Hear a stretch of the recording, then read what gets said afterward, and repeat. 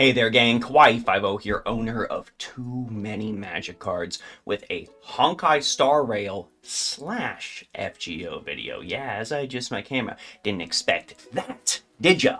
Well, the reason we are doing this is because there was an interview recently with Kinoko Nasu and David Jiang. Nasu, of course, being big Type Moon Man, and David Jiang being big Honkai Star Rail man. And I went and looked at this video. I've seen this video been translated, video, interview. You know what I mean. I'm just so excited because there's a lot of interesting things in here, and I'm gonna be taking a ganderino at it. So if you enjoy this, please go ahead, like, subscribe, comment, share, etc. All of those things would really help me out as we try to get to 10K subs by the end of the year.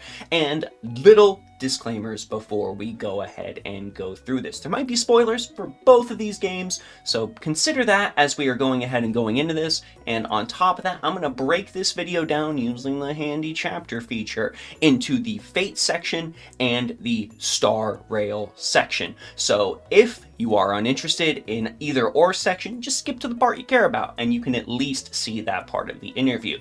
One thing I will also add as an addendum before we get started is that for the Fate section, I am using translations made by Cars on Twitter. If you are a Type Moon fan and you are not following Cars, you need to go ahead and follow Cars immediately, because Cars posts a lot of really good stuff. Fantastic Twitter account. Follow that if you're a Type Moon fan. For the Star Rail section, I will be using the Google translated actual page this was posted on. So assume stuff's gonna look a little weird because one-to-one translate functionality isn't there yet, but I will go over it to the best of my ability. And of course, I'm just gonna be grabbing things that I think are super cool and interesting. If you want to read the whole interview, that'll be down below. Link to Cars' Twitter will be down below. Consider finding Kawaii50 on Twitter while you're there on Twitter.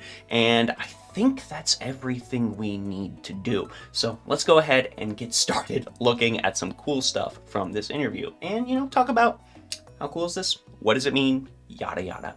So even though there's going to be some stuff Jiang said in here, I am going to consider this the Fate section of it, since we are referencing stuff specifically from Type Moon. So let's go ahead and get started with something that Nasu said. Nasu is a fan of Genshin Impact and Honkai Star Rail. So see, we can all get along. It's absolutely okay. Nasu also has a friend that really likes Klee and wants Klee buffed. So Jiang's gonna let the team know, if you guys see a Klee buff in the future on Genshin, consider thanking Nasu, because that is probably the reason it happened. Jiang has stated that he's been a casual Type Moon fan since 2004, but it was Fate Stay Night Unlimited Blade Works. Probably, honestly, the best Fate adaptation, put to screen ever. I'm going to pivot away from my Fate Zero because I've rewatched Unlimited Blade Works a couple times, and that thing rules. So in writing the story of Star Rail, he wanted to focus on the concept of the hero, which he took from characters like Servants and Emi Ashiro from Fate. So very important. Unlimited Blade Works has heavily influenced a lot of things in Star Rail, like Trails has. Also play Trails. Jiang also has a reason for loving Archer because he built his ideals in the company around the concept of idealism. You got to think in terms of profit for a company. Always remember that when you're looking at decisions a company makes. But he's also like, what is my ideal? What decisions should I make if I was a character from anime I would have watched when I was a student? So a lot of times he will ask himself, what would Archer do? Maybe an important thing for you to consider asking yourself as well.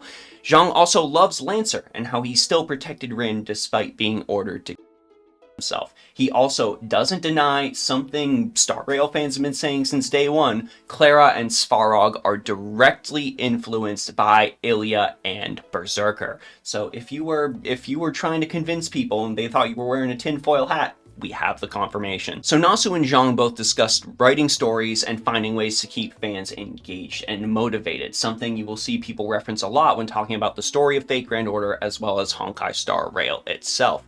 Nasu says that people should always provide a mystery in a story. He narrates, would you want to read a story about a flat world with no danger and no uncertainty? Probably not. I know some people online that are terminally online will be upset about things like, mystery. Villains doing bad things is a thing I've seen people complaining about a lot recently. You need that mystery, you need that uncertainty, you need that edge of your seat moment for a story to be truly engaging. On top of instilling curiosity and a drive for knowledge to make fans naturally want to finish a story, Nasu has also wanted to write something beautiful, which was a goal he had since, ever. What he considered beautiful was people's state after he achieved this. Very, very important, a thing that is a testament to how great Nasu is at writing.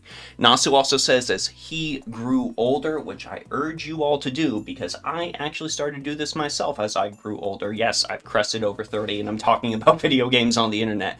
He started to accept new things with an open mind. There is still a sense of rivalry with other people, competition breeds innovation, that sort of thing, but Nasu realized at his core, what makes him happiest is making other people happy.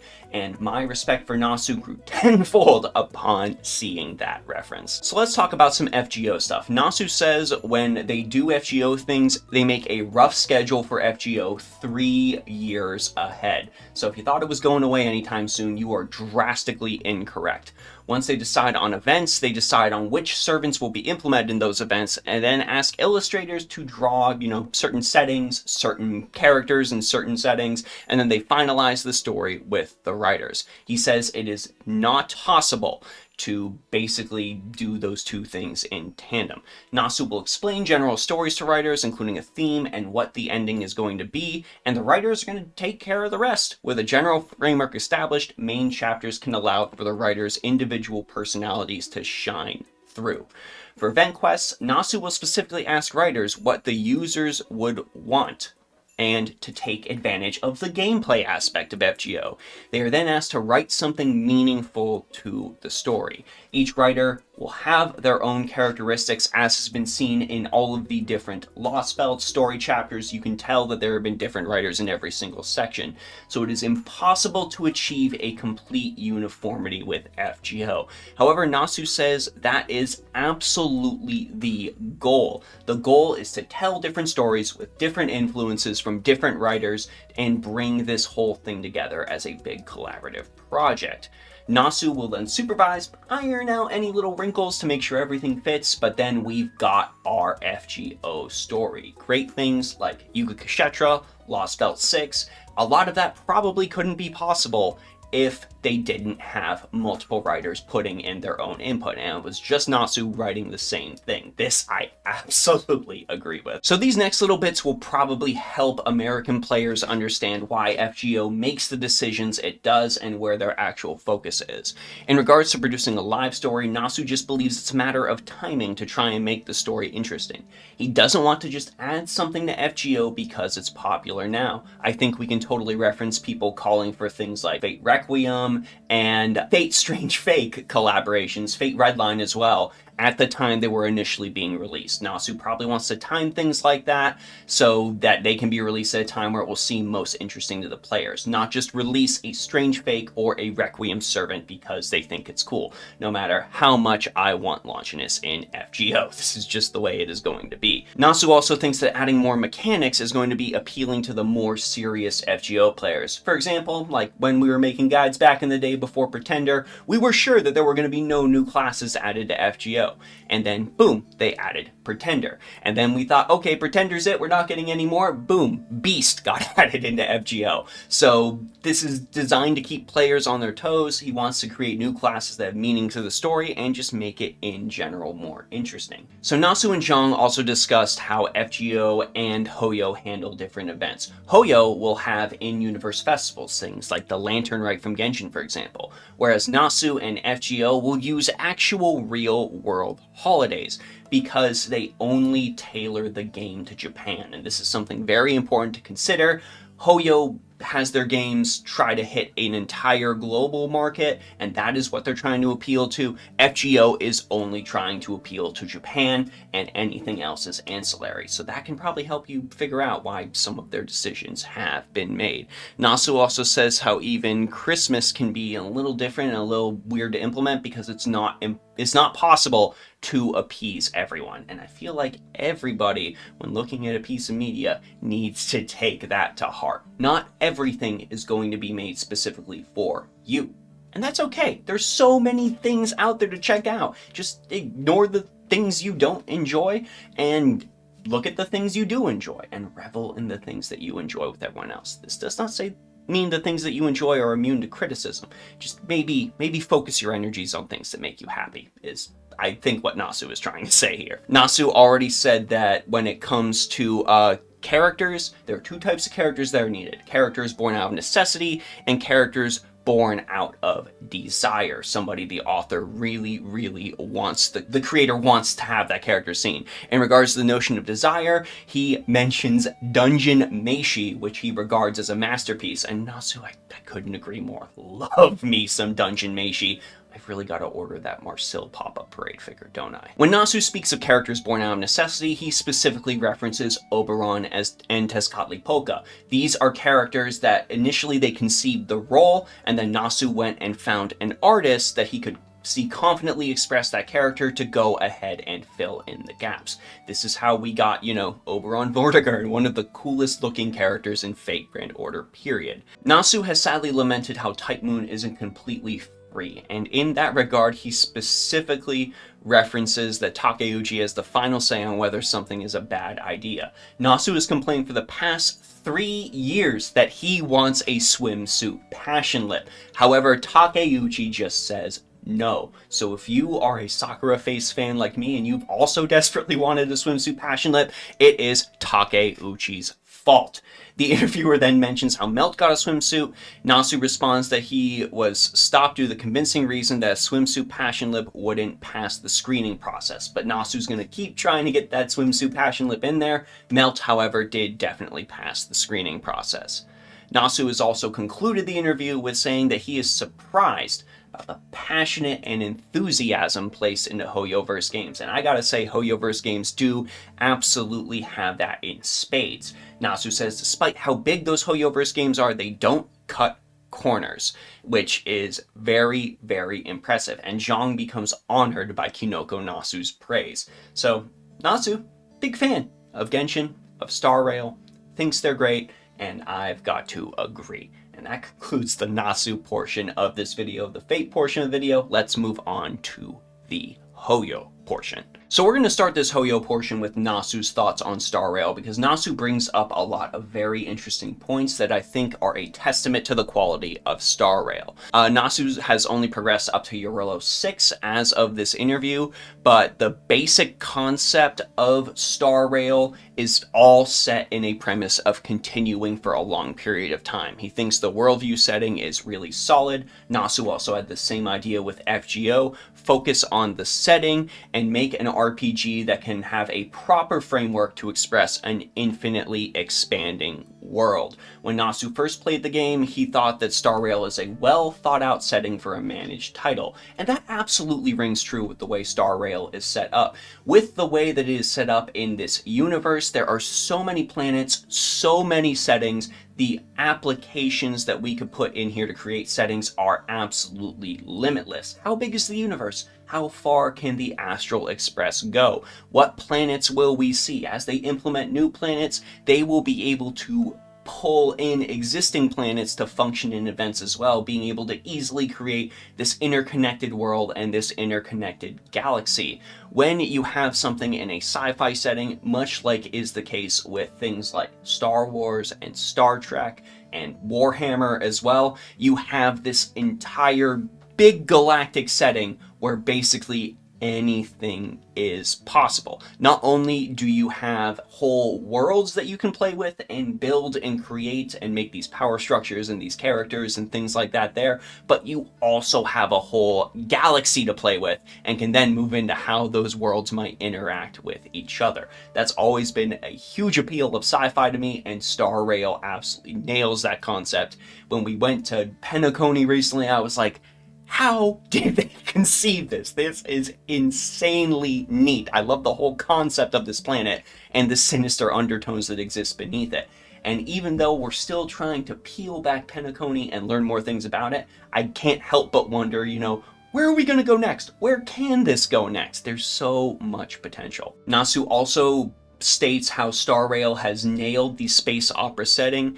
They stated at the beginning that there are so many planets in this world, but there is that dramatic opening on the Herta space station, which is nice and contained and shows an element of quality. Nasu says this instills in the players of Honkai Star Rail that they really have a good shot at expanding the space opera and keeping that huge level of quality. From there, Nasu says Star Rail also perfectly presents systems such as daily quests. He also then jumps straight to the main story of Eurolo 6, and the player then gets told look forward to the next planet after they go ahead and go through that. Nasu thinks the game has been created very neatly and thinks it is a beautiful fusion of two concepts of foresight. A foresight into the story and the entertainment, as well as a foresight into the game system and how Star Rail can continue to evolve as more planets can be added. Nasu also laments that he can only play Star Rail for 1 hour a day. Nasu really would love to play at least 4 hours a day to blitz through Star Rail's story and catch up to the rest of us players over at the end game. So of course, since this is a dual interview, David was asked, are you a fan of Type Moon Works?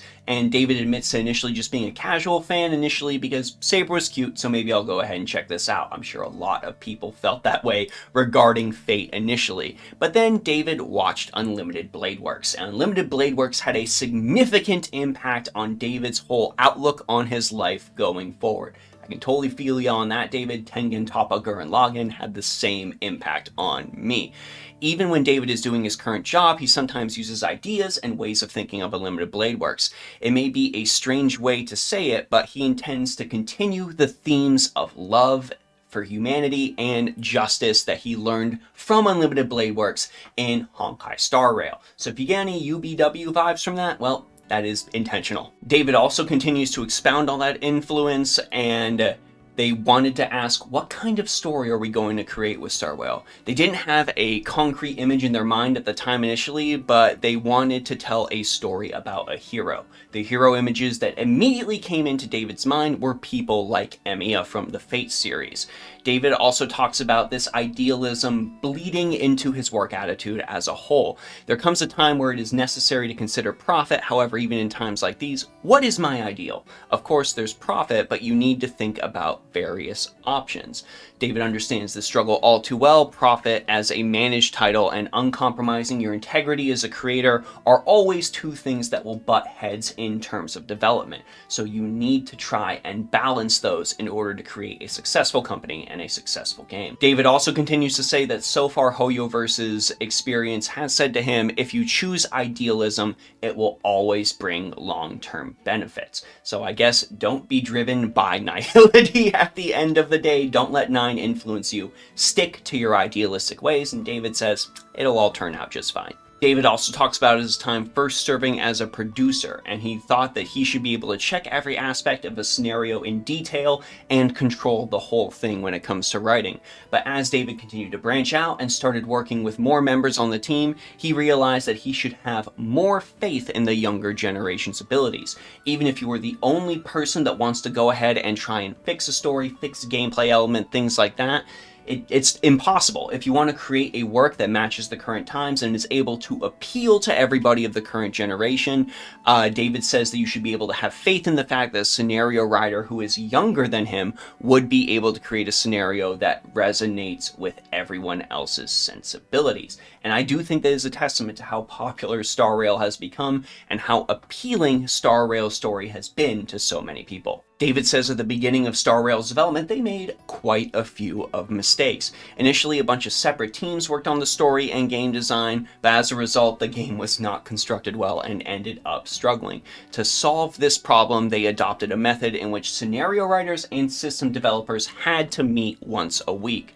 For example, when the system side made a request, we want to release roguelike content from now on, simulated universe, for example. The scenario side responds by saying, well, what kind of story can we do for that content? How about this? How about this?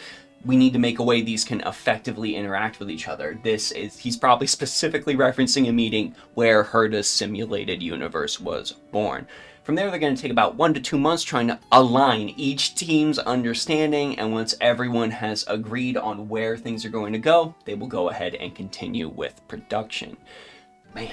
Simulated universe, super great, something I saw a lot of people praising when Star Rail was first created. It is really a great way to just keep your players playing. And I thought that, we were just getting simulated universe titles, bing, bang, boom, one after another, 5, 6, 7, 8, 9, 10, 11, 12. But then we got things like Golden Gears, and man, I love playing through those. And even though things like Swarm Disaster were very, very hard, finally beating that final difficulty gave me a huge sense of satisfaction. So I'm glad that both teams were able to come together in order to meet those goals. Now, we talked in the previous section how FGO is a title mainly focused on Japan, but David talks about the difficulties of Star Rail being a global title, since it's receiving support from users all over the world, and every single user has their different preferences and what they want to see from a game. It is difficult to accommodate every single player, which is an issue that they must face.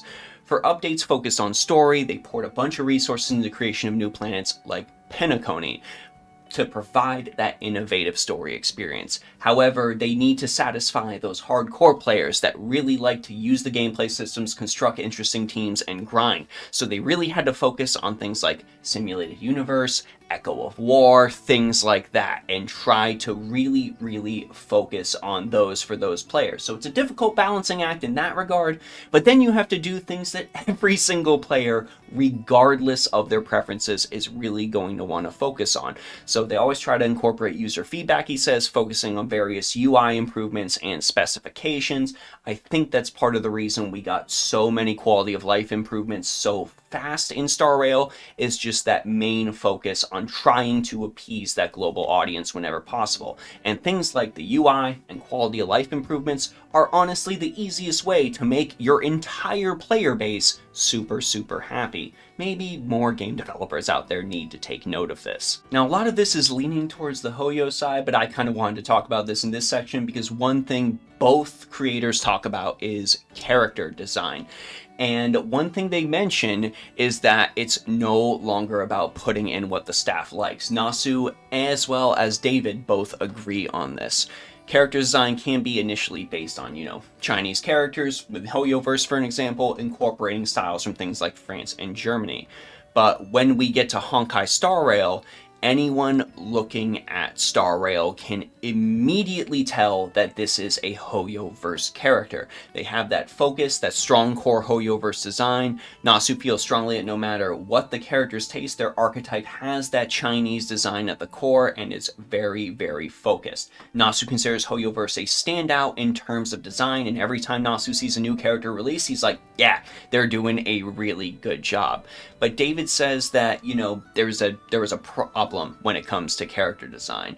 It is nice that they are able to make characters in Genshin and Star Rail where you're easy to tell where they come from at first glance. However, if they continue this policy, the novelty and freshness of each individual character will fade, and characters may seem to become cookie cutter, standard, things of that nature. So it is always very important that they need to continue revising designs, continue pushing themselves, so you don't just look at a new design popping up in Star Rail meaning, yep, that sure is a Hoyoverse character.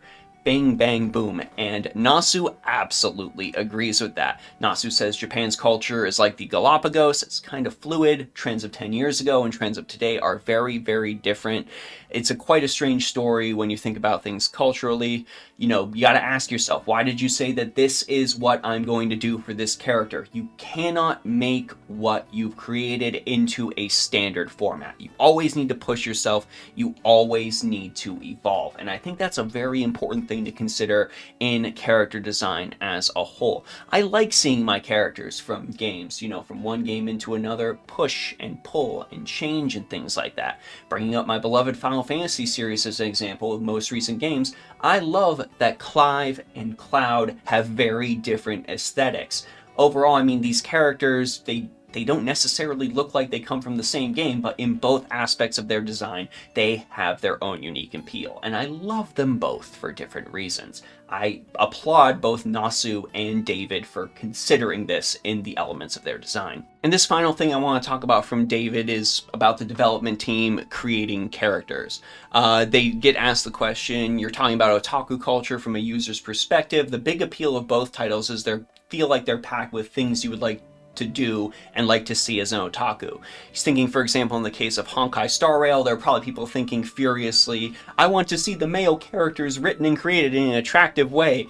David says that while there are preferences for members of the development team, there are also commercial decisions involved, but the team's heart and soul is poured into every single character. Jing Yuan is always at the forefront when any plans are made. Hua is a timid girl who becomes the judge of the 10 lores through an unexpected turn of events. At a young age, Topaz had already risen to the high ranks of the IPC. She possesses outstanding beauty and tremendous skill. They have a wide variety of characters available, and that is necessary so that everyone is able to find their favorite character. This is a Pokemon philosophy that I feel like a lot of games really need to consider. If you have a wide range of characters with a bunch of different designs and influences and focuses, then everyone is going to find their favorite character and you will easily hit that mass appeal.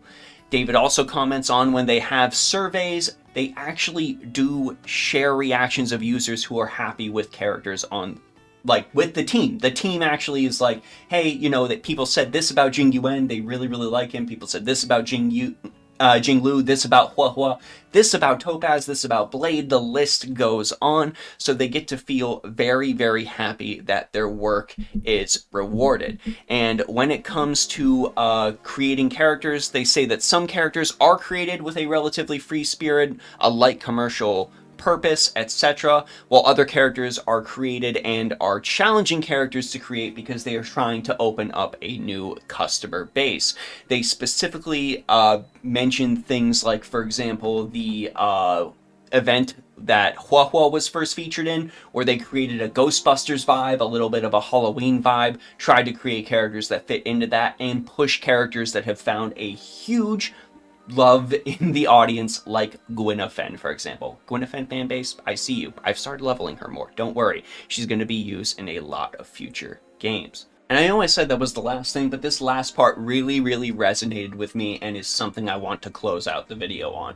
This is actually something I really, really love to see, and something I hold dear as a content creator myself in all of the videos I make.